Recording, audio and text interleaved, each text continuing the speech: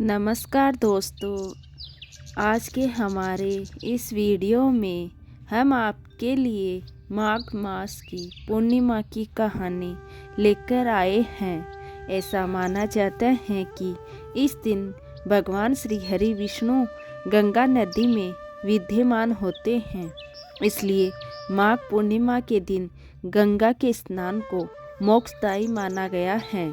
पूर्णिमा के व्रत को शास्त्रों में श्रेष्ठ कहा गया है। इस दिन पूजन के दौरान व्रत कथा कहने से और सुनने से भगवान श्री हरि की कृपा प्राप्त होती है। तो आइए दोस्तों, माघ पूर्णिमा की व्रत कथा सुनना प्रारंभ करते हैं।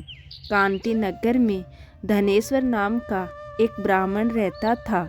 भिक्षा मांग कर वे अपना निर्वाह करता था। ब्राह्मण और उसकी पत्नी के कोई संतान नहीं थे। एक दिन नगर में भिक्षा मांगने के दौरान ब्राह्मण की पत्नी को बांझ कहकर ताने मारे, साथ ही उसे भिक्षा देने से भी इनकार कर दिया।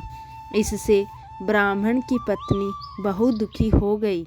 इस घटना के बाद उसे किसी ने 16 दिन तक माँ काली की पूजा करने को कहा।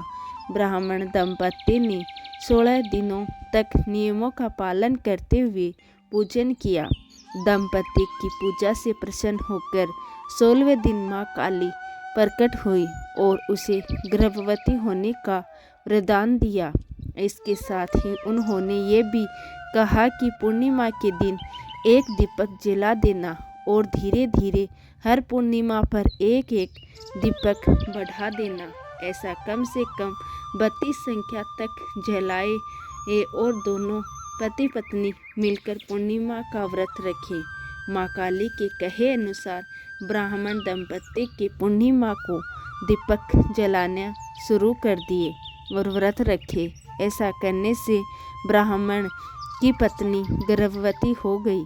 कुछ समय बाद ब्राह्मणी ने एक पुत्र को जन्म दिया। इस पुत्र का नाम देवदास रखा गया, लेकिन देवदास अल्पवायु था। देवदास को माँ के साथ काशी पढ़ने के लिए भेजा गया। काशी में एक दुर्घटना घटी, जिस कारण धोखे से उसका विवाह हो गया। कुछ समय बाद काल उसके प्राण लेने आए, लेकिन उस दिन पूर्णिमा थी और ब्राह्मण दंपति ने उस दिन पुत्र के लिए व्रत रखा था। इस कारण काल चक्र चाहकर भी उसका कुछ नहीं बिगाड़ सका। इससे उनके पुत्र को जीवन दान मिल गया। इस तरह पूर्णिमा के दिन व्रत करने से सभी संकटों से मुक्ति मिलती है और सभी मनोकामनाएं पूर्ण होती हैं। अगर ये कहानी आपको अच्छी लगी तो मेरे चैनल को लाइक ज़रूर करें और साथ ही कमेंट बॉक्स में राधे राधे ज़रूर लिखें। जय श्री हरि विष्णु की।